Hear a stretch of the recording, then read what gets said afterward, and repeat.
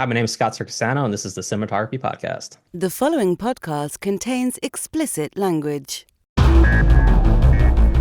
You're listening to the Cinematography Podcast presented by Hot Rod Cameras, a program about the art, craft, and philosophy of the moving image and the people who make it happen. Coming to you from the world headquarters of Hot Rod Cameras in Hollywood, California, are your hosts, Ben Rock and Ilya Friedman. Hey, Ilya, how's it going? Hey, Ben. It's time for another fine episode of the Cinematography Podcast. Yeah, thanks for covering my ass last week, but I listened to the episode and I was unaware until Kays said it that of the two of us, I am apparently the goofy one. Thanks, Kays. Clearly, Kays doesn't know me very well because like when he said that, I thought to myself, I'm way more goofy than you. Like I am. I think that what he was saying was of the two of us, you're the serious technologist and I'm your comic relief sometimes. Maybe that's exactly what he was thinking, but we'll have to ask him. We'll have to have him back on the show and ask him. Who's goofy now? Anyway, who is on the show? Actually, I'll tell you who's on the show. It's Scott Siracusano, who shot a great horror film that's on Hulu right now called Control Freak. Really fun, kind of. I don't know. It kind of goes through several genres of horror, but definitely spends some time in one of my personal favorites, body horror. So not for everyone, but I definitely like it. He did an amazing job. The film looks awesome, and I believe this is his first feature. So welcome, Scott.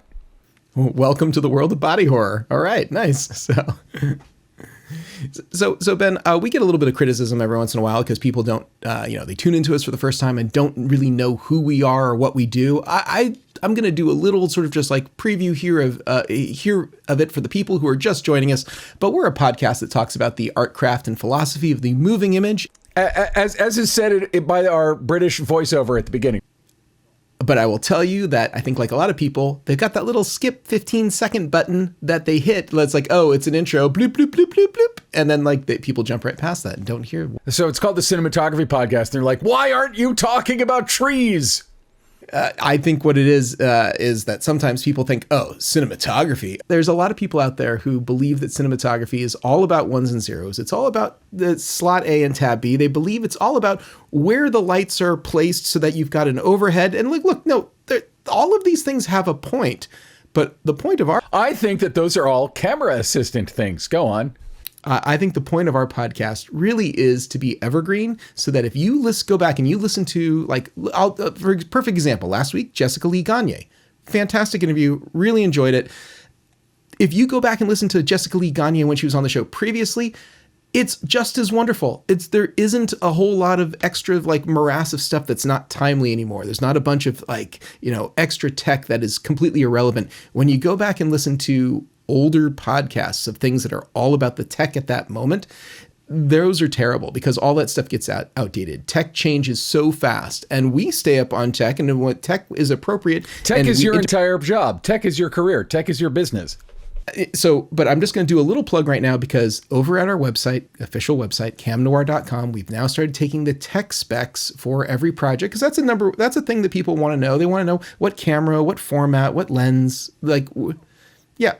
and now we're doing that usually off mic before the interview starts, and we're adding that into that. And so I asked Jessica Lee Gagne, and so all the tech specs are there for Severance Season 2. So anyone who's interested, just a little bit plug, you can go to the website, and if you want the tech spec, if you want that basic information, it is now available. And we could probably go back and compile all of the stuff, but that's going to be a little bit of a project. So just going forward now, the last couple episodes we've done it, we are a podcast, which I hope that people will continue to listen to way into the future and get value to go back to the old ones. So Ben, you are a director, you are a producer, you are sometimes an editor, and you've created work. Let's be honest, way more often an editor lately than any of the other things. Well, it is the entertainment apocalypse right now. Yeah.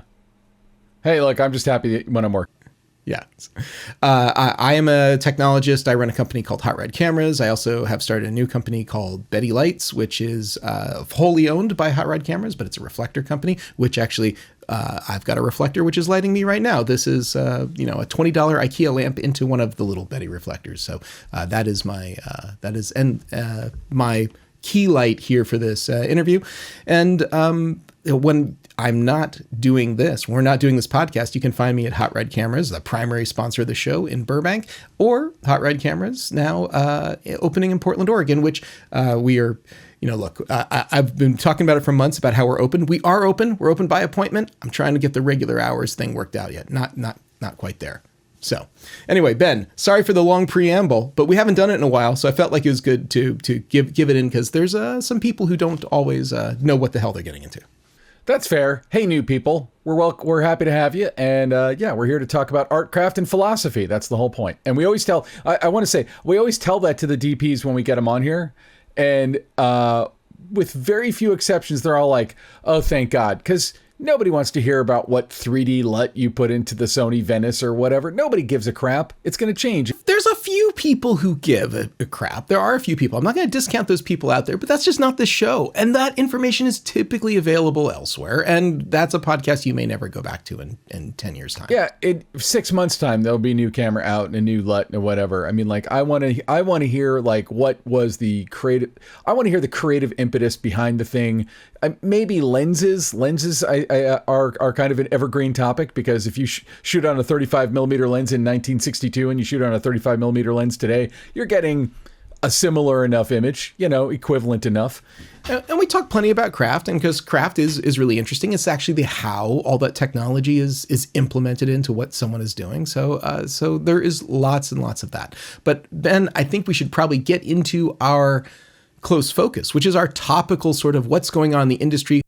And now, close focus. Oh boy, was there something that was announced in the industry yesterday, which is essentially a 100% tariff on entertainment, courtesy of our president-in-chief, Donald Trump. So it was an announcement. But it wasn't like an official announcement. It was an announcement on Truth Social, which is his knockoff version of Twitter. And so it's just him running his yap like a drunken old man at the end of a bar. But it sent shockwaves and caused a lot of ink to be spilled in all the major trades. A lot of people. Well, it should. I mean, but I guess the real question is, how do you tariff a service? You can tariff a good. If this was 15 years ago and foreign countries were sending us lots of DVDs and Blu-rays or something, you could tariff that. But how do you tariff a movie, which is basically a digital file that you pay to go see in a movie theater, you pay to stream on a streaming service? How do you I don't pay if I watch a Netflix movie. I'm not paying for that individual movie. I'm paying for Netflix. Well, there is a way. The books for any of these productions could be audited by the government. I know that they're really into cutting the IRS, but any of these productions, most often they're set up as a company, and that company, their books could be audited, and they can very easily see how much money was being spent in other countries. They can also see what sort of incentives they received. Now, the government could decide, oh, well, you spent on this $100 million movie $25 million outside of this country. Guess what? We're now going to tariff you $25 million if you decide to ever release this. But that's not how a tariff works, though, is it? That's not really like a tariff. Is like you made this movie, and now when we're importing the movie, we're going to charge you. You're charging again in a world where we have physical media that is not really a thing. I mean, it exists, but not like it used to. It's like, okay, you're charging $20 per unit on your DVD that's coming in, and now we're going to levy 100% tax. So now that DVD is going to cost the consumer $40. Well, that's because that's who it gets passed on to. But this government doesn't seem to be particularly concerned about how this happens. And it's all extremely fuzzy. So, and I would expect the math to how they calculate how much that tariff should be, or what percentage or what money or whatever. And this is assuming that this even goes through, because they've already made a statement saying that, this hasn't been. This is not a thing. I mean, I think it's a non-story. And moreover, like when I first saw it, I'm like, that's our problem. Studio Ghibli. Screw those guys. Like what? Like it's just the dumbest thing. No. I think it's not about foreign movies coming into the U.S. so much as it is runaway productions. And it's interesting. There's been, look, I don't want to rehash all the different things that have been said by different people, but John Voight made a statement. The Teamsters made a statement. There's I do believe, though, that this is a type of thing that could strike fear into AMPTP companies who are major producers who have frankly been looking at ways throughout the world to lower their production costs. And if they figure it out, and let me tell you, they're going to figure it out 6 times probably in 3 months. It's going to change a whole bunch of times. But if they figure it out and they do audit productions and they go, well, guess what? You went and did your post in Canada, or you went and did your VFX in India, which is really common to do now because any American the production, entire animation industry exports all the animating to usually to India, Korea. There's a bunch of countries overseas that will do they'll make the edit and the storyboards and all the creative decisions over here, and then they ship it over there and have somebody do it there, where it gets done, I assume for pennies on the dollar, as compared to if you hired, if you're making The Simpsons, the actual animation does not happen in the United States. The actual cartoon part, the storyboarding, the directing, the layout, that happens here. It would not surprise me, though, if this administration started saying, we're looking at all the books of all the companies that are planning on releasing something inside the United States. And they might come up with any justification for that, but then levying, and look, here's the thing, maybe just the threat of this does bring more production back to the US. There's lots of other ways that this can happen. It won't. It will stop production from happening. That's the problem. It will make people not want to make stuff. It will stop production from happening the way that it is currently happening, for sure. And the people who are most affected by that are the major studios, are the AMPTP companies. These are the people who are... Sure, but if you're making I know we had Ben Ketai on here with River Wild a couple years ago, and Ben made that movie in Eastern Europe, and that was, I believe he said it was like a $6 or $7 million movie. That movie just wouldn't have got made. I think that kind of movie just gets cut off at the heels, and you just don't make it. And I think that the obvious thing, and this is frustrating because tariff is a stick, and they have never gone to carrot, which is, what if we had a national tax incentive plan like many states do? Georgia famously does. New Jersey famously does. California is in the middle of trying to double theirs. If there was a national tax incentive plus a state tax incentive, because, to go to the UK to film, there's a 40%, I believe it is a tax rebate. So you're getting 40 cents on the dollar back if you go shoot in the UK.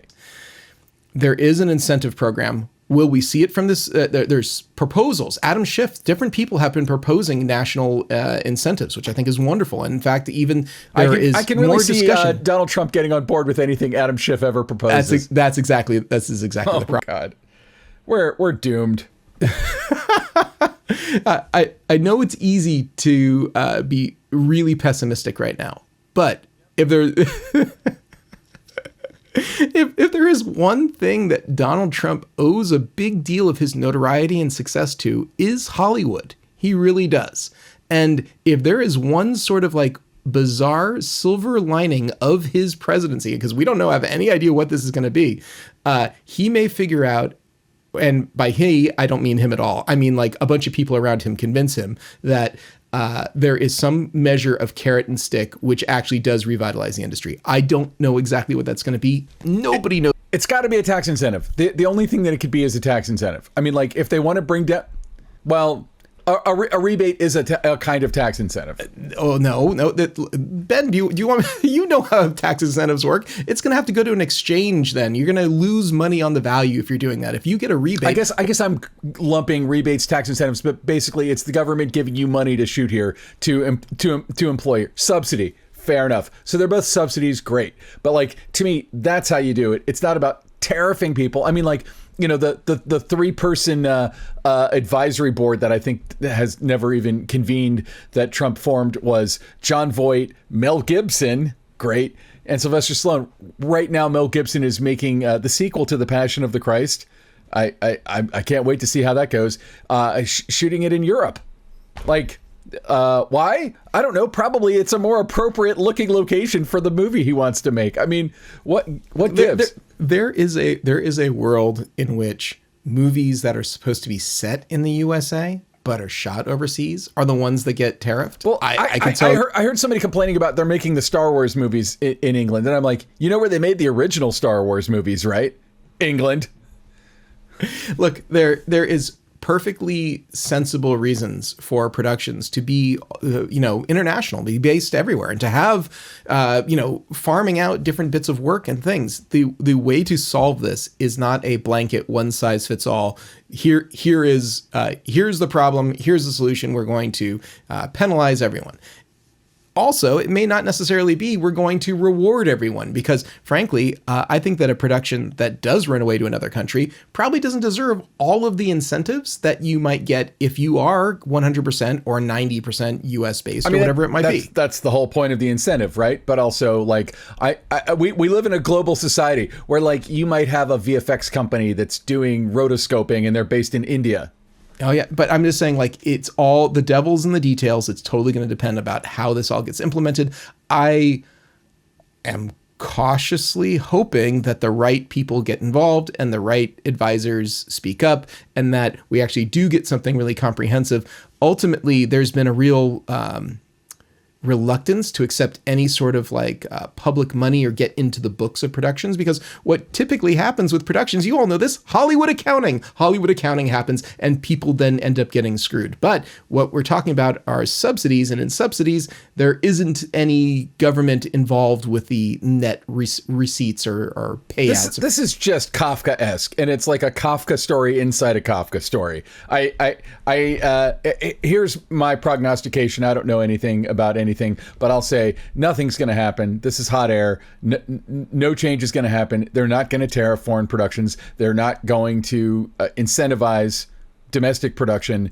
It's just this is a bunch of crap that they're going to realize they can't really make it into a law. Because again, I don't really think you could tariff a production. It's just think it's another Gulf of Mexico. It's another Gulf of.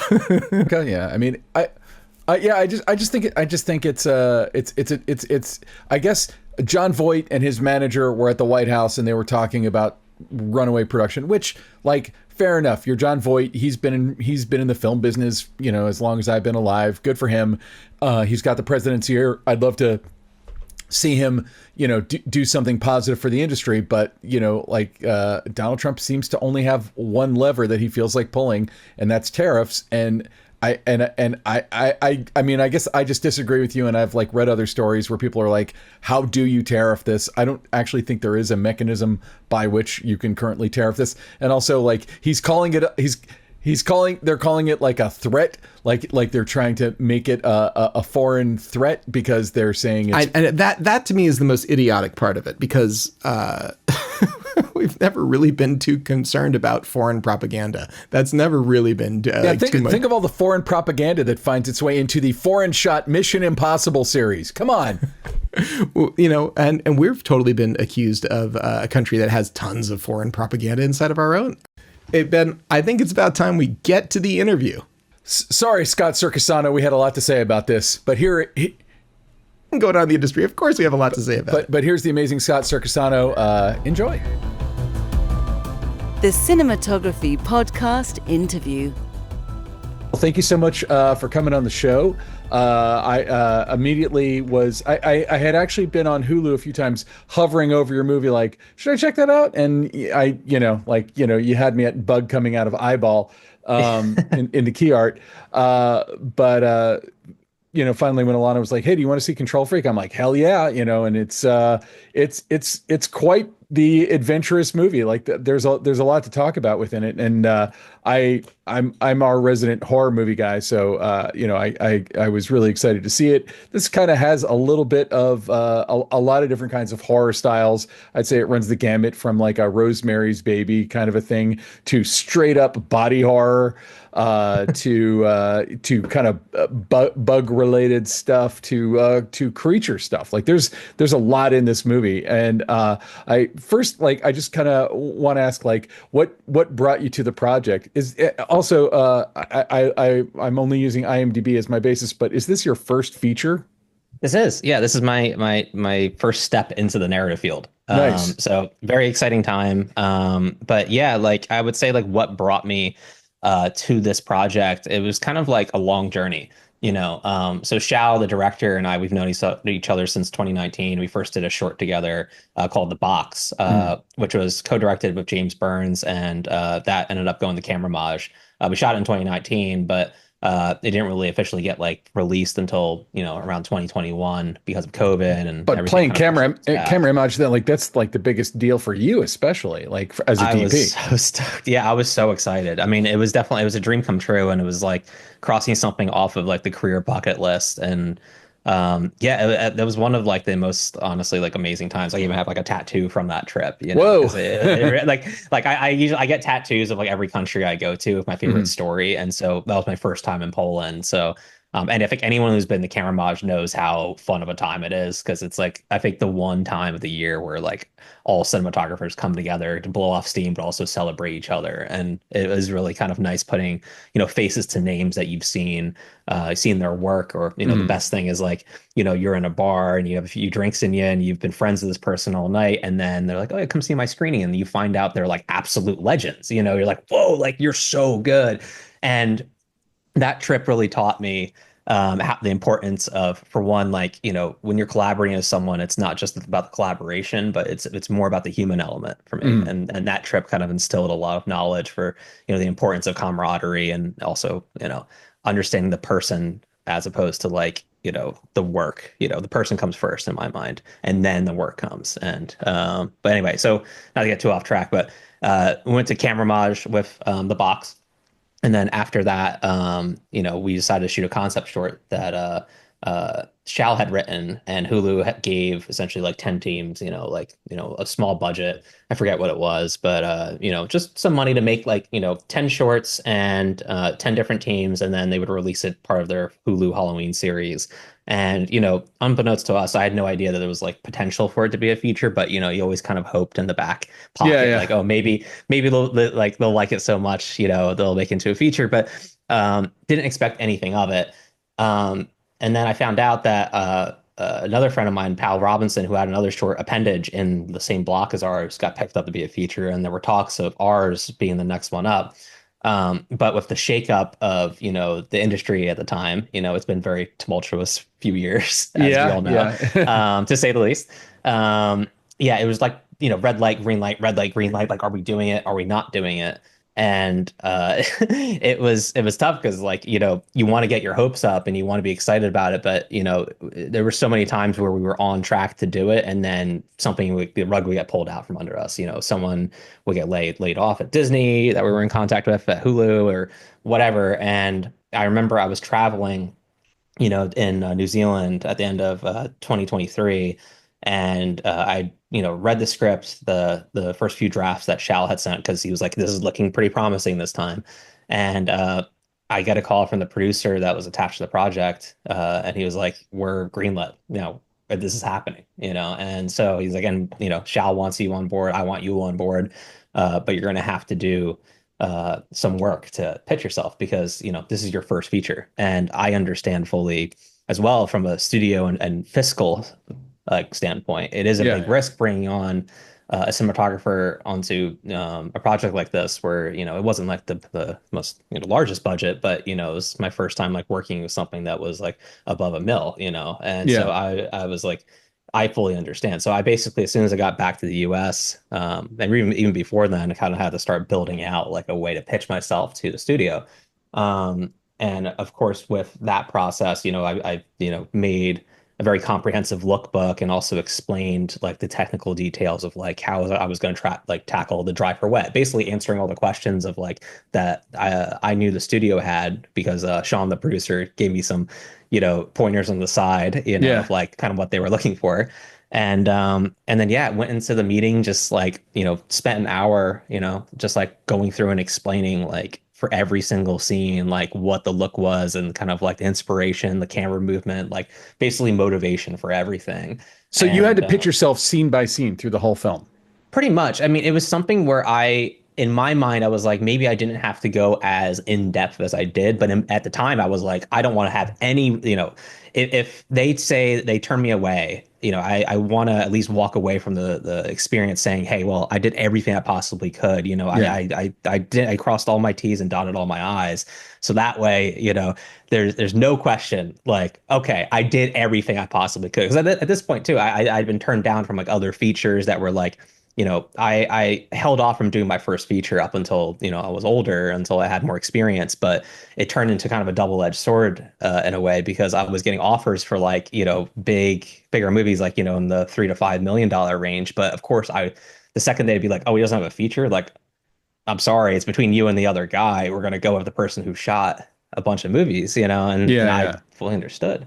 So with this, I was like, I've been down this road before, and I understand that, like, what I need to do to pitch myself and just hope for the best, really, but So yeah, when I you try to. when you Sorry, go when you say you wanted to wait till you were older to shoot a feature, like if ahead. you had an opportunity to shoot a lower budget feature, I don't know exactly how long you've been doing it, but Mhm. 5 years ago, 10 years ago, would you have jumped on that? Or were like what did you what I don't want to sound like a therapist, but what did you feel was incomplete about yourself that you weren't ready to shoot a feature before now? Your work is obviously really polished. Yeah, but I mean, so actually, a funny story. Like, I graduated college in 2016, and when I was a few months out of school, I remember that I was on Mandy.com at the time, and I saw a feature that was in New York, and it had like 100, $200,000 budget, and they were like, we have a red package, and we also have a 2-ton truck. And at the time, I was like, wow, that's amazing. Yeah. That's awesome amount of gear. Like, yeah, let's do it. So, I basically was in the running for it. They said, you pretty much have the job. And I was working on a first day seeing on a friend's film, Ian Anderson, who was a classmate of mine at the time, on his first feature down in North Carolina. And I got the call, and I was like, guys, I think I'm going to go shoot a feature up in New York. Like, they're telling me I have to like start, heading up there because principal photography starts in a few weeks. Like, I was replacing someone else, on it. Mm. So I was driving up, and I get a call halfway from the producer saying, hey, so we just found out what your age was.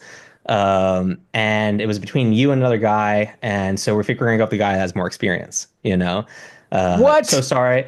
So sorry. I know that like there's a lot of mix ups here, and like, we'll get you on the next one. I was basically just like already driving up, and I was like, do you have a first AC position available? And he was like, uh, yeah, yeah, we do. I was like, cool. If I need more experience, then I'll take that. If I've Mhm. never been on a feature before, sure. Yeah, yeah, I'll take the first AC position. So I ended up working on that film. And so that was the first feature that like I had worked on as an AC. And after that, there were a few other scripts that came along. There was another one that I was attached to that was around like the 50 to 100K point. And I was around like 23 at the time. And, I was posting about like, hey, I'm going to do my first feature. And a friend of mine, Isaiah Dante Lee, is a really talented cinematographer. Him and I sat down for coffee, and he was basically like, you know, listen, if you're passionate about this project, if you're passionate about the script, do it. Like, honestly, like nothing should be stopping you. Like, if you really feel that this is a good project, and you think that you could like actually pour yourself into this and it'll show on screen, like, do it. But if you have any doubts about, the story, about who you're working with, about some of the resources that you have, like, you're young, like, take the time in the short form world to hone your skills and do that, because it's no rush right now, Mhm. like it's very easy, like, I think, right out of the gates to be like, starry-eyed, let's send it. I'm not saying people shouldn't. If there's a project that works for you, do it. But I think I knew internally, like, or subconsciously in the back of my head, I was kind of just saying yes to this project because I just wanted to do a feature, and I was definitely having doubts about a lot of the, like Dante was saying, like all the resources, part of the script and this and that. And I ended up jumping off the project. And up until that point, there were other scripts that kind of came, on my desk that I would read. And I was like, you know what? Like, if I'm not passionate about a script, like, I don't feel like it's fair to, one, the person who wrote it and the person who's directing it, to bring someone on board who isn't like fully invested in the story, who isn't willing to give, their entire self to a project. And with that being said, like, I was like, I'm gonna just take the time and recognize, put my ego aside for a second and take the time I need to essentially train up my skills. And when it feels right, it'll feel right.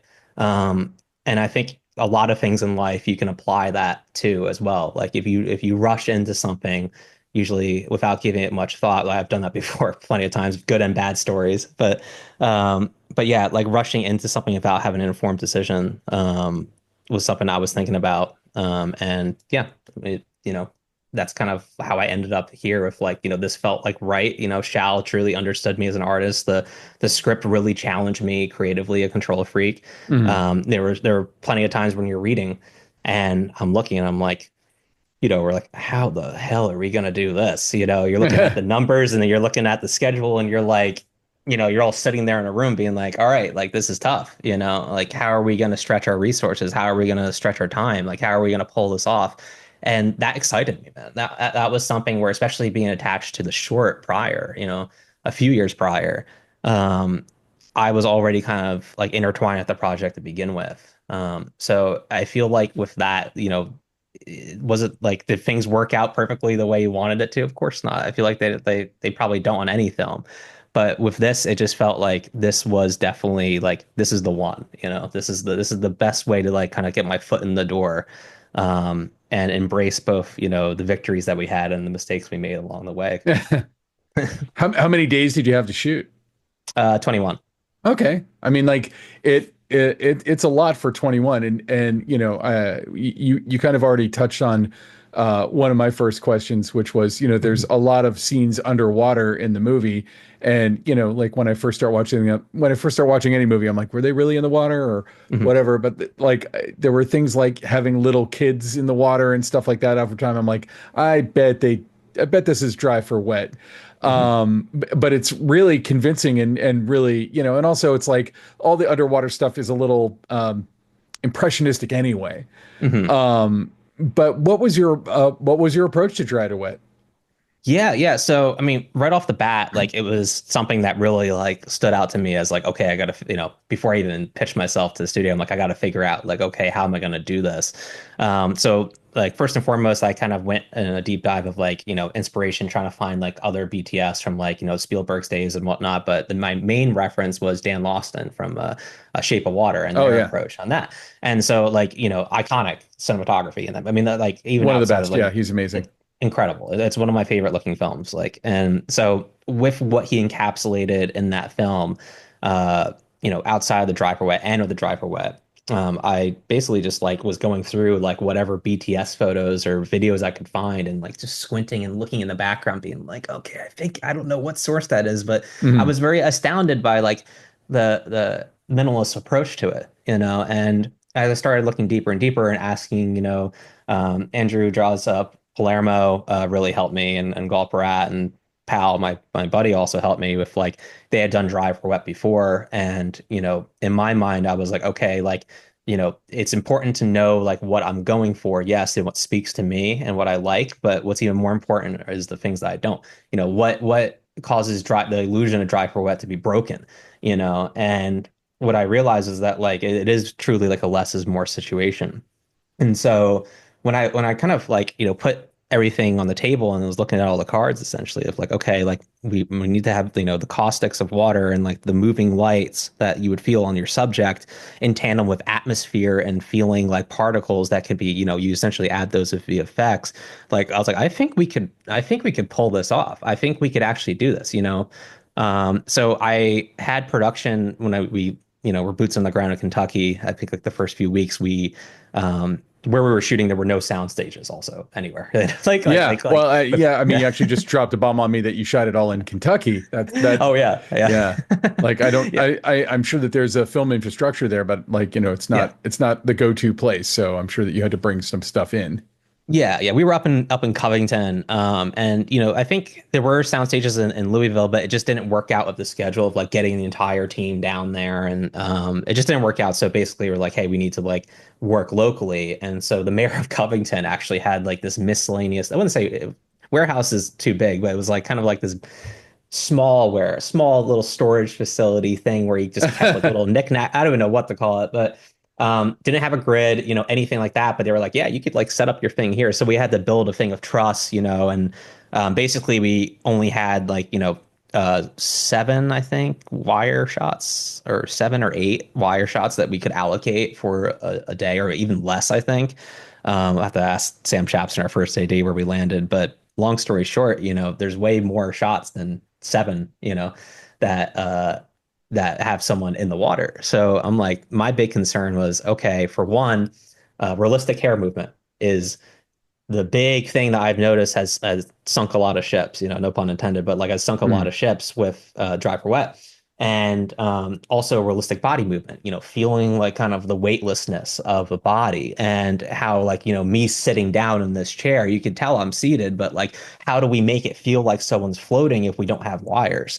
So like I said, there wasn't a studio space available. So, and this is before we knew the mayor or talking to him. So we ended up renting like this music like venue. It was like this tiny, like this, almost where you have like Battle of the Bands or something, Mm. like in downtown Covington. And we had I essentially just did like a menace arm rig or something with I had a projector that was shipped in that was made to simulate, water effects. That Galparat, I'll give a shout out to him. He was the one who recommended this specific source to me, and just rigged it above overhead. Literally filled the entire thing with as much atmosphere as humanly possible, and had little to no fill at all, no active sources on the ground. And I remember like when we were doing playback and we were like, we were like, okay, let's put subject on a medicine ball, like a medicine ball so they can like when they're going down, their movement is getting absorbed by the ball a little bit, but it's not like completely like, you're not feeling like something solid below them. And when they were kind of just like moving their arms and like depending on the angle that we would get, it was like, oh wow, actually for brief moments you buy it here, and this Yeah. is just straight out of camera. So we were like, you know, and people were above the moon. I cut together like a little thing and did like a little grade on it of like the highlight moments and sent it off to the producers and essentially like the studio just to be like, hey, this is results from our camera test, so you can see what we're looking at just as something we just kind of jerry rigged together, and they were stoked of it. They were like, yeah, this could work, And so us in tandem with VFX, Travis Button, who was the VFX supervisor in this at Hyphenate, him and I worked in tandem where we're like, okay, what can we do in camera? But also like, what are you going to add on your end? Travis, him and I kind of met in the middle of like, okay, well, I'm going to do the particles and I'm going to be adding like, the actual like water movements and the air bubbles and this and that, and we tested out different ways of how we would execute that. We did some with no atmosphere. We did some with a ton of atmosphere. We did some with a few. We basically just did all these different variations and sent the footage to Travis to see what would work best. And then we settled on our approach, which was essentially like where we started, which is, heavy atmo, but like little to no camera movement because there were, I think, 350 VFX shots that ended Mm. up like in the movie of like between the ants, like tiny details and things like, that, the larger scenes, of course, like if you know what they are, you'll be like, oh, wow, it's a lot of ants. But, it was kind of like a delegation because we were like, okay, Travis, what do you need in order to, for one, get this movie done if you're a small team, but like, how can we help you as well? So we're not like, we were working on the VFX pretty much up until like a few weeks before the movie released, So there were certain concessions that we had to make with, camera movement and, something where we both kind of helped each other out. But anyway, that's kind of where we landed with the dry for wet. We discovered like, okay, this is how we could pull it off with the limited time, the one day that we have to essentially do this. You had to do Uh, all the dry for wet scenes in one day. yeah, There's a lot of them in the film. yeah. That's kind of crazy. Wow, that's impressive. That's impressive. So your main light source was like a projector beaming caustics down from above, and then it's like heavy haze. Essentially, yeah. And so the one thing that I like, because I was like, okay, I'm going to search for dry for wet. That didn't work. And the one thing that I noticed that was always a killer was, someone's face would be dark. So, people are like, oh, let's bring in a fill light. But it's so obvious there's an active source there. And of course, even if you do like an ultra bounce or something that's like a harder bounce, then you see like, oh, there's something it doesn't feel natural, And I was like, okay, like, how do we, make sure we're maintaining exposure, while still doing that. So the atmosphere as well helps with that because it's like lifting up the entire, ambience around subject. But if you put like a very, very soft bounce, like not like right up in their face, but far, far enough away where it feels like kind of like it's part of the ambient spill, that's how you get like the shadow data there. But funny thing was that, we were originally planning for a projector, like one projector, but we ended up getting two Mm-hmm. actually. And so the reason being is because, when we were testing it out, we just had one subject. But in a lot of the scenes, there were two at the same time. And the spread on that could only go so far. So we were like, okay, we essentially need to have two of these things above, and so that way, like one was going to be a hard point where it was like, okay, that's our center of our, our truss setup that we have where, they're going to be, or wherever our main subject's going to be. And then we're going to have another one that's going to be on a menace arm that allows us to like strategically place, caustics in certain areas because when it was kind of a fixed point, we were very like, beholden to, okay, we have to do all our action around this. But, we had one scene, for example, where I think it's later I think it's like in between like act two and act three. Basically, she's remembering her past and it's like her father like is like swimming and diving after them, and I think Mm-hmm. in like the foreground here you have like her like the Val and her mother, fighting here, and then he comes swimming in this way. So we had to splice essentially two angles together. But we wanted the light that you're feeling on foreground and of course father swimming to be realistic. So having the two projectors allowed us to like be like, okay, like we can position, we have a little more flexibility of where we place the angle, and we're not beholden to just the fixed point. And that gave us some flexibility later of like making the caustics and like what's landing on the subject feel a little bit more realistic, even if the angle isn't exactly what it would have been, if that makes Mm-hmm. sense. Yeah. Were you ever tempted to just try it in a tank and see what it would look like, or even just try it in a swimming pool and see if you could make it look like something? Oh, I would have loved to. I would have loved to.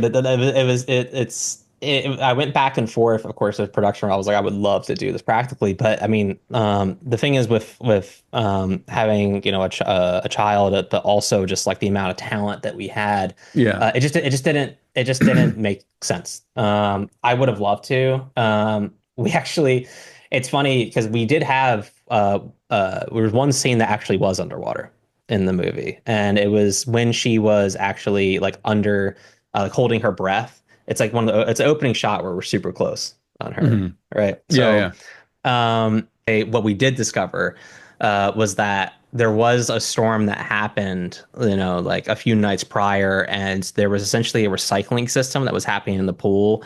On the outer edge, there was like essentially like a separate line where the water would get filtered, and there was an issue with the filtration system, and so it was essentially just spitting back like all of these leaves and sediment back into the pool. So all of a sudden, it's like you're supposed to have like a perfectly clear pool, and then it turns into something where you can only see a few feet in front of you, you know. Um, so we had to quickly like be like, okay, we need to like re-strategize like how we're gonna do this, or So, just so like the dry for wet was also something you had to figure out kind of on the fly while you were getting ready, while you were dealing with everything else.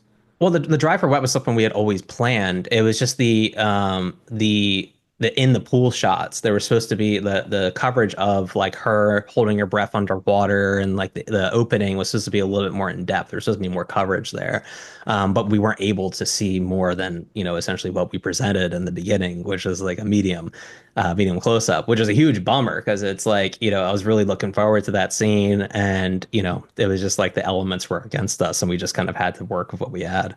All right. So in the dry for wet, how did you handle the hair? You said that that was a big deal. So if you notice, every single person in there has their hair tied back. So it is pretty much like became something where we're like, okay, for continuity, we need to work backwards. Like, okay, so how do we get these people, Val's mother, and all these characters in the water where they don't have loose hair? So we basically are like, okay, she puts her hair in a ponytail, and we secure that back so we have the least amount of flyaways. If you really look, you'll see a few like wiggling, but least amount of flyaways. The mother, same thing too. She wears her hair back. Like all the women in the scene all have their hair back. The father doesn't even have hair, So we had Yeah. like song, of course, that helped us out as well. But just like minimizing, like, okay, that's number one, so we don't have to CG the hair.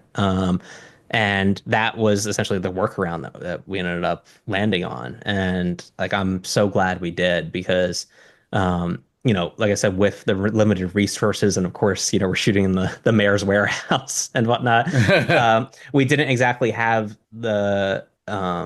like all the tools to really do it the right way. And we definitely didn't have the resources to do like a fully, CG hair or anything like that. So it was definitely like a meeting in the middle, but also finding ways creatively with, hair department to like minimize that because they were there on the test too. And then that was the first thing that we recognized. We're like, okay, we gotta figure something out thematically so that works, so that Val gets her hair into that ponytail so that the younger version of herself has the ponytail and her mother also has that. It doesn't draw attention to itself though, that we're trying to hide it. Yeah, and then I mean, that's interesting too, because that's like, Mhm. that decision ripples through every department to a degree. Yeah. And I think that we're kind of living in an age, for better and worse, where people kind of, shoot first and fix it later in post and Yeah. fix it all. And it's great to hear that you're like solving the problems story wise through the story and the characters and the storytelling and the Mhm. various departments to make kind of more of a cohesive whole. I love the stories of, because like this movie, I couldn't have told you what the budget was watching it. Mhm.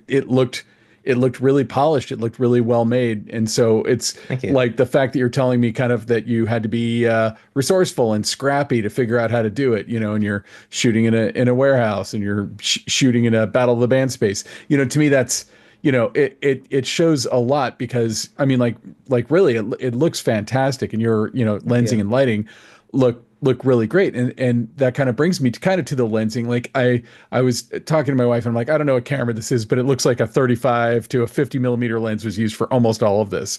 Am I crazy? No, you're not crazy. The 40 mil was our workhorse on this because Right in between. yep, nailed it. Nailed it. Honestly. Yeah. Yeah. Yeah. Yeah, because it was like it felt a little wide angle, but it was there was a nice fall off in it, and there was definitely something going on with color. Can you kind of tell me about sort of like your the color theory that you have for the film, like how you're using color? I feel certain colors coming in. I see certain colors going away. In wardrobe, but also in lighting. Yeah. Like how did you guys approach that kind of stuff? Yeah, absolutely. So, I mean, right off the bat, I really wanted to establish essentially like a duality, Mhm.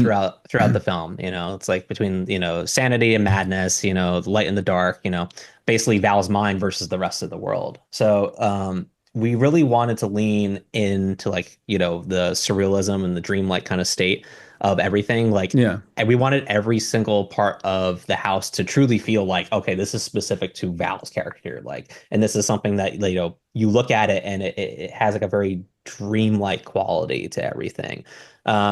So with the moonlight, and the reason why we chose to like lean more heavily into that was, we had limited resources as well, like going back to that.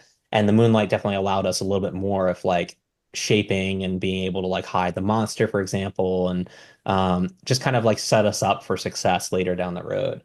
Um, and another thing that we wanted to establish as well was claustrophobia, and I'll go Mhm. into that in a bit. But to answer your question about the color theory and the color process of this, Marina Stark, colorist in Berlin, her and I worked together during prep to essentially develop the look for this. And we didn't have like a designated, like, hey, like, this is going to be our luck creation day. It was something where I was like, hey, can I take the camera real quick and run to location, with me and my AC? And we just like film something with like different lighting situations and in different parts of the house.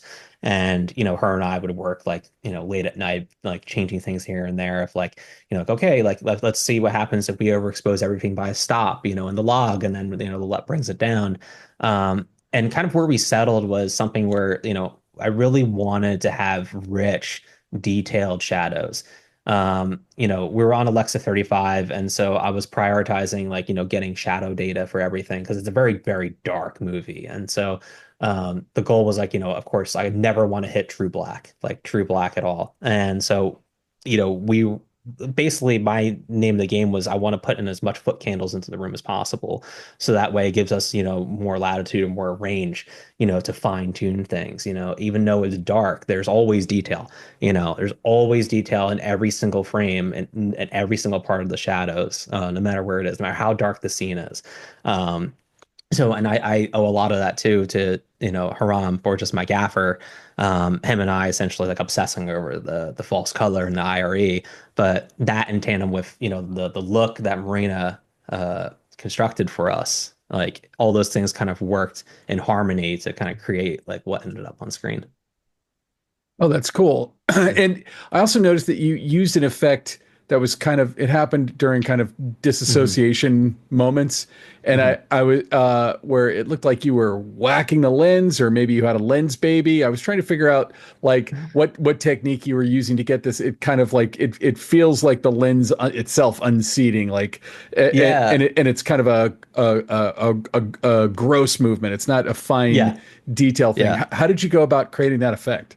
Yeah, yeah, you nailed it. It was Lens Baby, and so that was actually like really, on this film there were a lot of first times for me. So that's Mm. why I gravitated to the script too, because it was like, okay, Shal really wanted to have like, okay, when she's feeling lightheaded or she's like feeling, like she's been drugged, how do we kind of show that, and like I really wanted to be kind of like this violent kind of like, we're going out of focus, almost a stigmatism kind of look, and I was like, oh, hey, camera department Cincinnati, the rental house we went through, which made this all possible. Wouldn't be this would not have happened if it wasn't for camera department. I was like, hey, do you guys have like a lens baby by any chance? And they were like, oh yeah, we got one in the back. It's like old and like barely works. Let's see, like let's just play around with it. So that thing was my first time using it, and I remember, there was like it takes a while. I still remember like the motion, of course, that you had to do to like get that to work. But it's basically just me on the front of the camera, just like fucking like going as fast as I can with it, Yeah. and finding that sweet spot, where it is in focus. And but you nailed it. I mean, it was a lens baby. And yeah, so for every scene where we had that, it was basically me playing that like an instrument. Were you operating the camera most of the time? Yes, yes, it was. Pretty much every shot we did have a second unit. Alexander Elkins helmed that up, and that was like, just getting inserts and whatnot, and things that like we weren't able to really snag because of how like compressed or how tight our schedule was. Yeah, 21 days Um, is tight to shoot as much stuff as you had to do there. And yeah, I yeah. think a lot of, I think that there's often a tendency to believe, because like, Christopher Nolan said he wouldn't roll with a second unit, that Hmm. that like you're taking your hands off the steering wheel when you let a second unit do stuff. But I mean, you tell me your experience. I've actually shot second unit, Hmm. and my feeling is like I'm always giving the director exactly what they ask for, Hmm. showing it to them often, and then if I have extra time, giving them 10 other choices that they might not have thought of, and maybe they don't use any of them, but Hmm. they've got them. What was your experience with the second unit? Right. I mean, nothing but good things. I mean, the if I'm being honest, like in the beginning too, I definitely had like a Nolan kind of mindset as well. Like the idea of like not being present for every frame was something that was hard for me to kind of let go of. Yeah. And it's tough, and especially, at the time as well, you're meeting people for the first time. The only people that I really knew going out besides Shao and the, of course, production team really was Haram, my gaffer, and Teo Sturz, my first AC, who I was able to bring with me.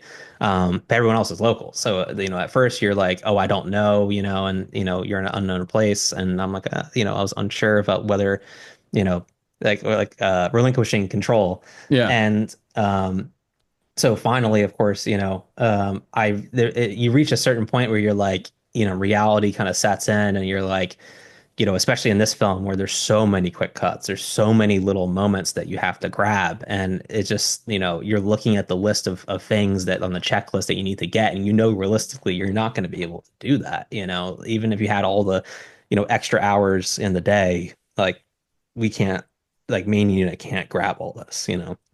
And so, it was kind of like an ego moment where you really have to like detach a little bit and be like, okay, like what is best for the project? What's best for the film here? You know, what is going to tell the story the best? Is it going to be me, you know, spending an extra time to line up all of these shots of, you know, the strawberries getting cut or the head scratching or, you know, the blender, you know, or exterior of the house, or, you know, are we just not going to have those? And um, I think there was a certain point too where I was like, when I got to meet Alex and I got to meet the team and his like how respectful Alex was with, you know, before he would roll on something, you know, finding a frame, being like, "What are your thoughts on this?" Or like, "What are you looking for? What do you not like?" He did everything he could to make sure that, for one, that I was feeling comfortable, you Hmm. know, but also just being transparent about, like, you know, this is what we're rolling on, this is what we did, and you know, of course, there are a few shots that, of course, sneak by, you know,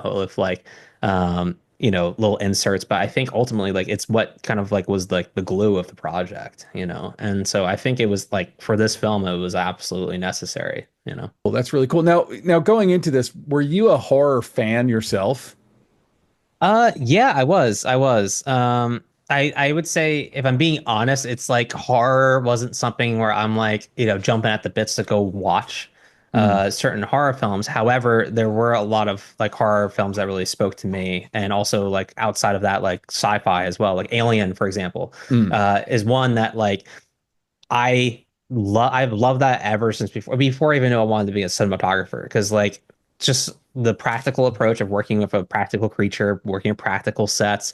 Um, you know, I don't think I'll ever lose the childlike wonder in me, or like Yeah. it's there's something that's so cool about just like being there, like holding the camera, you're in the world, you know, like the creature's in front of you, like physically there, like, and it just like I feel like a little kid again, you know, Yeah. and so with Alien, you know, like that really was something that kind of inspired me, where I'm like, I would love to do something like that. But then you have, of course, like films like, you know, Don't Breathe, for example, which is something that was done on like a smaller budget, and Barbarian as well, like films like that, where Oh it's yeah. like, oh wow, like these are, it's just fun, you know. And like I think with horror, like it always got, you know, it's kind of having a revival, I think, in Big like the time. past, like big time in like the past like 10 years or however much, where it's like, okay, like, you know, the horror genre is becoming so we're self-aware, you know. There's a self-awareness that I feel like with horror films that you need to kind of have, with, you know, certain things where it's like, you know, maybe dark comedy or tongue in cheek, you know. Of course that could be taken a little too far, but I think where horror is kind of heading nowadays, you know, with Smile, Talk to Me, and, you know, all of the ones from recent times, like I think like I'm very hopeful for, you know, the horror genre, and it always interested me as a cinematographer, because I feel like, um, for one, it just like seems like a lot of fun to do, but like two, like it really allows you to kind of be very expressive, you know, expressive of the lighting, expressive of the camera movements. Um, and it really allows you to, especially when, you know, of course, you're balling on a budget, so to speak, it allows for more flexibility, of course, Yeah, I mean, with I like feel like, creativity. you know, horror is one of those things where you can make money and you don't have to have, you know, the top A-list stars who, you know, like you can just have really good actors, or, Hmm. you know, in your case, I mean, like, you know, you've got, you know, one of the leads from the new Star Wars series, like, you know, she's definitely definitely a name, but you can you know, you can elevate that kind of performance, and you know, like for the bean counters, it can make them money, but also I agree. I mean, I've talked to so many DPs who weren't even horror fans but shot noteworthy horror films, and you know, to them it was like horror enabled them to kind of go more expressionistic or impressionistic or whatever, Hmm. you know, with the way that they lit. And you know, like that's why, you know, like watching your film, you know, it's not drawing attention to itself in a bad way, but I'm like watching it because I know I'm going to be talking to you about it, and like I'm really, you know, keenly aware of like what you're doing with the color and how much thought obviously went into every frame of it. You know, it's Hmm. you know, when you talk about like kind of the rich shadows and stuff that you're going for, like it's all there. It's all really clear. And I feel like sometimes if you're doing, like, you know, no offense to rom-coms because they're great Of course. rom-coms, obviously, but it's like, you know, it's more reliant, I guess, on the actors, the performances, Hmm. and like a lot of times it's just like light it flat, you know, light it general, circle of fire on See everything. everything. Yeah, Yeah, yeah. yeah. And there's I feel nothing wrong that. with that. I mean, like, I'm not saying that people shouldn't be entertained Of by course. whatever entertains them. I feel like that's one of the things. I mean, like, I would argue that last year is one of the best years of horror movies that Hmm. I've ever witnessed. I mean, like, so many great ones like The Substance and Long Hmm. Legs and Smile Oh 2. yeah. There's, just you can go on and on. Yeah. And I feel like, and I feel like your film is one of these where it's like they're all kind of building, they're Thank you. pulling inspiration from each other, and it's kind of building to, kind of a richer culture of that kind of thing. Yeah, yeah, and it like on this film in particular, like it was a lot of fun to, like you said, like be expressionistic, and like one of the things that I mentioned before was like something we wanted to evoke was claustrophobia, Yeah. with this, and so there are lots of situations I've noticed in my career where you have a problem, that's put in front of you that's like a big hindrance, and it's very frustrating, and like you're trying to find ways to make certain things work. But, whenever I try, like I said before, whenever you try to force something, it never feels quite right. And with this, like I said, when we're on a limited budget, looking outside, not to knock Kentucky or anything, looking outside the windows, it was the middle of winter, it was in Kentucky. It wasn't the most interesting thing to look at outside. So, that kind of forced us as well, like a lot of scenes to, be like, okay, we got to kind of obscure the background a little bit because we don't have, the ability to light up a full night exterior like outside or anything like that. But it got me thinking, I'm like, okay, like how can we make this work to our benefit? Like how can we make like the first and foremost, we wanted to be intentional of all the choices we made on this. And so with the claustrophobia aspect of it, I was like, okay, I want this film to feel very uncomfortably close. Not something where we're just living in close-ups the whole time, but like you still see your wides, but like you also feel trapped just like Val is. Yeah. So, when Val is on stage, for example, and she's, in her TED Talk mode, she's very open, with the world. She's selling, she's selling herself to the crowd. She's being open. She's a different side of her. But when she gets back home and retreats to her sanctuary, essentially, she's closing herself off from the world. And I was like, okay, how do we, essentially like not personify that, but how do we show that visually on screen? And I was like, okay, what if, each scene, like we have these curtains closed, and if she closes off the rest of the world from outside her, the only time she really opens it up is really in that yoga scene where she is like Zen and she's with herself and the curtains literally rise. But then, when she's brought back to reality, she quickly retreats back into her cocoon. So having like all these scenes where you feel enclosed and you feel like you're stuck in Val's head along with her. And it is kind of cool as well, like when you make a conscious decision like that, in prep and on production, a bit of like a happy accident and then have people acknowledge it later where they were like, oh yeah, like, everything felt like very tight and like very like I felt very trapped with her. And it feels cool to kind of see like, okay, that was, that's where like the intention is being shown, on screen and people are perceiving it, that way. So that was kind of like a cool moment, I would say, for kind of reading the reviews after because I had no Mhm. idea, if people would pick up on that or not. So I'm gonna close off here, but I wanted to first ask you, like, as someone DPing rather your first feature, Mhm. like what are some of the big lessons? Like, if you're talking to someone who was like getting ready to shoot their first feature, like what are the things that really stuck with you that are like first feature? Here's what I wish I would have known. Mhm. Mhm. Um, it it's tough because uh beauty of what we do is also everything's so subjective and Yeah. also every single thing that every project you step onto is very different.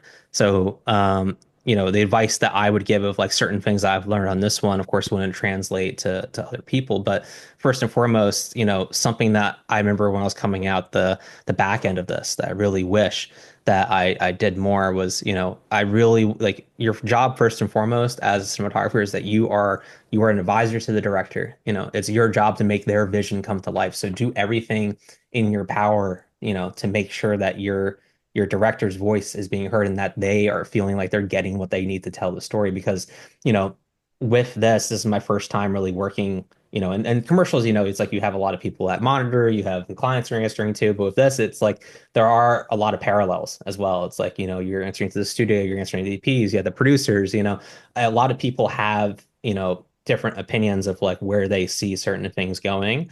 And with this, it's like it's really important to make sure, that you are maintaining the director's vision, that, he or she are feeling very, satisfied of what you're capturing and you're representing their vision properly on screen.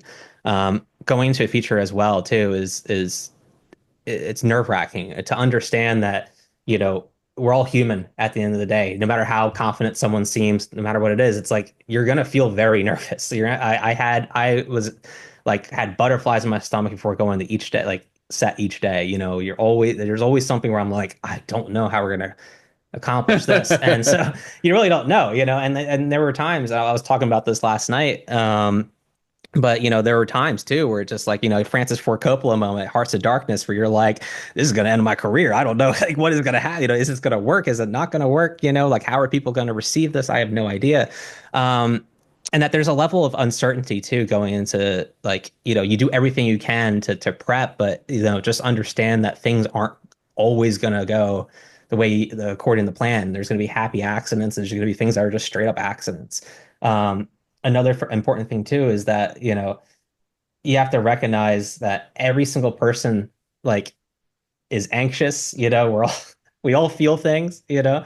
and something that always kind of carried me through was I remember hearing Roger Deakins speak a while back on his podcasts, and he was mentioning how him and, like, there was an operator friend of his too that, he would step on set and just be so nervous, like essentially like describing the same things I'm describing, and he would put his eye in the EVF, and pretend like he was working, but really was like internally freaking out. And I was like, oh my God, I was like this man is a legend and someone I look up to, and like, but it felt so humanizing because it's so easy to kind of put on the oh yeah, I'm never stressed, and like all positivity and like this and that, but like to hear someone be so vulnerable and open is something important to recognize. It's like And you were gonna. that was Deakins, or that was his operator?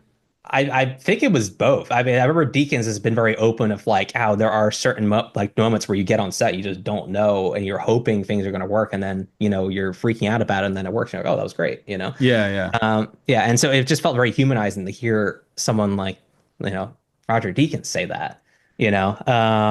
And that was something that always kind of gave me hope. When I was shooting, and you're unsure.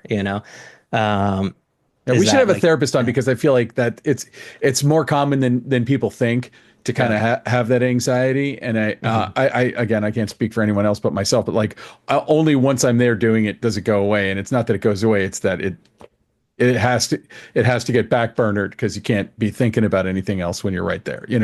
yeah. Like when the problem comes at you, your anxiety about whether or not you're good enough to be dealing with it goes away, because now you're just focused on the problem. Yeah, I don't know. absolutely. Do you find that to be the case, or I don't know? I would say like I agree. I mean, I was just laughing because I was like, like like when you get there in the day and you're like, oh, everything's fine, then a different problem pops or Yeah. something. Um, Or a but problem yeah, that you don't have to deal with that day, but it's going to be a big problem the next day if you don't handle it that day. But you also have everything you have ahead of you, immediately to worry about as well, like that kind of thing. yes, Well, I think that's a great place to leave us off too. yeah, Before we go though, where can people find you online if they want to check out more of your work? Also, if they want to interact with you, if you're on social media anywhere. yeah. Yeah, on Instagram, Scott_Siracusano, SIRACUSANO. Give me a follow. Also, always down for teaching. I don't gatekeep or anything. So feel Yeah. free to reach out. Like I remember when I was first starting out as a cinematographer and reaching out to other people for advice. I will always answer back and help however I can. I welcome teaching. That's awesome. That's awesome. Well, hopefully some people will reach out to you. And in the meantime, everybody can check out Control Freak, which is currently on Hulu. Thank you so much for coming on the show, Scott. So thank you so much.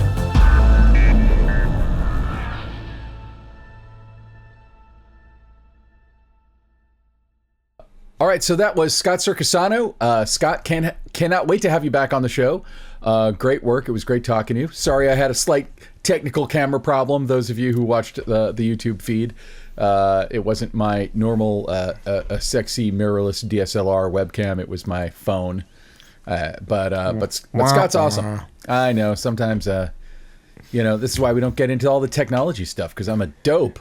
Anyway, but Ilya, I believe you said that we have to pay some bills. I didn't say it, but I'm saying it now. We got to pay the bills. We got to thank our fine friends over at Aperture, makers of all kinds of amazing lights for the motion picture and television industry. They have a new light which just debuted at NAB, which is called the Storm XT52. It is a massive 5,200 watt light. It is a big. Do they have those at that party that we attended at NAB?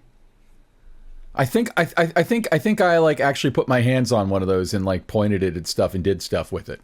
It's really bright. It's 41,900 lux at 5 meters with the 35-degree reflector, which exceeds the brightest 6,000 watt HMI fixture in the world. So it is like, it's brighter than a 6K HMI.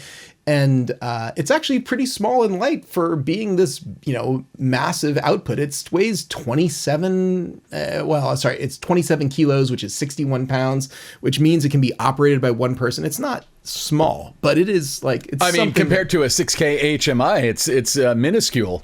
Not at all. So, and it does have a long head cable, and it uses their new Blair engine, which is blue, lime, amber, indigo, and red, which is their latest version of this multicolor LED system, which goes all the way down into a little bit of the almost ultraviolet spectrum. So they have the fluorescing whites. It is a impressive light with also an impressive price tag. It is available over at Hot Rod Cameras for a mere $13,100, I think is about the starting price. But I know that is not for everyone. But when you get into this realm of really bright lights, that's actually a pretty This isn't something price. that like if you're doing like an ENG sized shoot for small production stuff you're going to need. This is like a major gun that you're going to be using for TV production to simulate sunlight coming in through a window.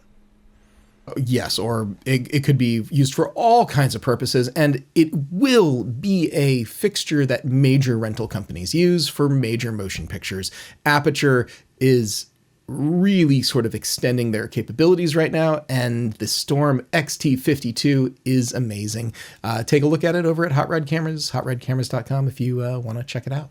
And now, short ends. Hey, Ben, it is our short end time of the show. It's when we talk about our pet obsession. It's when we talk about what we are all about this week. Is there something, anything that you are obsessed with? I saw a movie in a thing called a theater. I don't know if you've ever heard about going to it's like watching it on. Okay, so imagine you're watching a movie at home, except the screen is like, I don't know, like 25 feet tall and 50 feet wide, and a bunch of people go in and sitting in there, and the sound surrounds you, and it's dark, and also you don't pull your phone out. You don't pull your phone out. You even dim your watch if you have an Apple Watch. You just put it in theater mode, and that's where it comes from. Movie theaters are named after the mode on your watch that dims it. So anyway, it sounds like hell for Generation Z. So no, I went and saw. It's a new movie starring Nicolas Cage called The Surfer. And it is directed by Lorcan Finnegan, and I hope I'm pronouncing these names correctly, and shot by Radek Ludzik, Ladczuk. I apologize, Radek or Radek, if I'm horribly butchering your name. You did amazing work. This is a movie that is not going to be for everyone, because it's, when I say Nicolas Cage, it's going to be freaking weird. It's freaking weird. It is, it's like a throwback to old Australian exploitation movies in a weird way, and it takes place in Australia. And it's a kind of a simple story. Nicolas Cage plays a guy who was born and lived part of his life in Australia, then moved to America, and then came back. And he wants to buy his old house with this ocean view and this great surfing area, and he wants to bring his son there to go surfing. And as soon as they walk in, they're kind of told to piss off by the locals. It's a locals only beach, and he's like, "But I am a local." And thus starts a movie that is a long, hypnotic, surreal, hallucinatory power struggle between Nicolas Cage and the locals on this Australian beach. that makes you wonder if he was hallucinating all of it. Was he an unhoused person living on the beach? How desperate is he going to get? He kind of loses everything, and it is Nicolas Cage going full Nick Cage. If you like Nicolas Cage, but I gotta compliment the cinematography. It's a thriller of sorts. It's a surreal thriller. But there is some stuff like if we could get this guy on the show, I would love to ask him how they achieved some of these just hallucinatory shots where it looks like you're shooting in a regular scene, but it looks like you're filming through water. And I'm sure that it looks like it was done practically. It does not look like a visual effect. And it is gorgeous. The kind of teal ocean waves make the ocean look amazing, and the kind of hot sun where they are, and then just Nick Cage going insane, slowly insane over the course of the movie. I would put it in a category with other Nick Cage movies like Mandy, although it looks very different in terms of like, this is real. Someone's working something out here. Like, this isn't like, hey, let's go see this fun movie. Like, this is a thinker, and it's a challenging movie. Not like in a bad way, but it's a challenging movie to sit through because you're trying to figure out where they're going with it. And the acting is great. The direction is great. The script is super oddball, and the cinematography is really wonderful. I just it was a feast the whole time. I love seeing a movie that just kind of breaks half of the rules of filmmaking as I know it. And I know we've got big movies. Thunderbolts came out, and that's great. And I'm a big fan of Sinners. Sinners is out there still doing big business. But if you live in a place where you can see this in a theater, I would check it out. And then slight asterisk, there's another thing in theaters right now, if you're into this kind of thing, and it's playing in a lot of cities, and that's a restored version of Pink Floyd Live in Pompeii. And that got re-released in theaters, including IMAX in some places. I mean, not for everyone. If you don't like Pink Floyd or classic rock, totally skip it.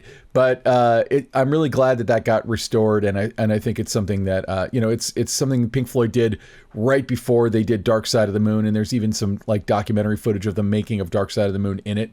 So if you like that kind of thing, it's worth seeing. So I guess I'll throw this under the banner of other stuff in theaters. Go see some other stuff. There's good stuff in theaters. Yeah, that you absolutely should go see it in theaters. Theaters are amazing, and the Dark Cave experience is a fantastic one. We actually took my son to see an A24 movie called Ochi. That's also freaking awesome and super. It's like an A24 kids movie. It's kind of creepy and lots of fun. That's awesome. That's awesome. All right, so Ilya, what is your pet obsession this week? My pet obsession is a place. I've been already this year 3 times to New Jersey. New Jersey is New Jersey is my shrine. It's technically the New Jersey Film Expo, which I was about just to say, isn't happened. that where they dump you out after you go into John Malkovich's mind, and when you're done puppeteering John Malkovich, you get dumped in New Jersey? That's true. And if you're on The Sopranos, that's where your body gets dumped as well too. Fair enough. Anyway, I hijacked. Go ahead. No, so the New Jersey Film Expo is essentially like New Jersey's version of Cinegear. So Cinegear, I'm in the tech side of the industry. So all the tech sort of things that are this is the first ever expo that they've done there. It was at the Meadowlands Arena, technically inside the Izod Center, which is a former basketball arena, which is now shut down essentially except for film production. And they had 88 different exhibitors there, all of which fell off the back of a truck because it's New Jersey. Sorry, go on. No, the jokes are warranted, but I will tell you that what is amazing about New Jersey is the incredible amount of production that is going on there. Unlike Atlanta, unlike California, New Jersey does a 40% tax refund, and they are getting tons of Hollywood moving into New Jersey, and famous movies from just last year, things including like Complete Unknown, shot like 99% in New Jersey. The new Spielberg movie is shooting predominantly in New Jersey. There's a lot of stuff happening right now and has been happening over like the last 6-12 months. If you were looking for a bright spot for the industry, for the country, it is New Jersey. And at this event, I got to meet literally hundreds, but there were thousands of people there who were locals from the the production community. Some people came in from New York. I think a lot of people actually came in from sort of like more Western New Jersey, which it turns out there's a ton of people who work in the industry in New York who are actually living in New Jersey. And the fact that there is now more and more homegrown sort of stuff happening. This event was sponsored by New Jersey Economic Development Authority, the New Jersey Motion Picture and Television Commission, and the Screen Alliance of New Jersey. So all three of these essentially organizations got together, and it was like, it was a better turnout than Cinegear New York. It was a better turnout, yes, than quite a few other events that I've been to. People in New Jersey are serious about it. And I gotta say, it is, I think, a model of what other cities should be looking to do to try to attract production and try to grow a crew base. And they had a great selection of like next generation people who came in. I met at least a dozen students from all over the Eastern Seaboard there who were like, hey, how'd you get started in this industry? Or, hey, what do you think the most important lesson is? I got interviewed by some students from a school too, who wanted to ask me a bunch of these questions. But it's like, and a little shout out to our own podcast here. 2 or 3 people actually stopped me and said, how do I know who you are? I know your voice. You sound really familiar. And I was like, it's probably the podcast. And then could you whisper that directly into my ears? That sounds more normal. You're now listening to the Cinematography podcast presented by Hot Rod Cameras. Anyway, it was a really good show. And so I keep thinking back to it. I got like 50 people I got to email now. I'd like to follow up from the show. I was there in the Cineo booth. Props to Cineo for inviting me out there.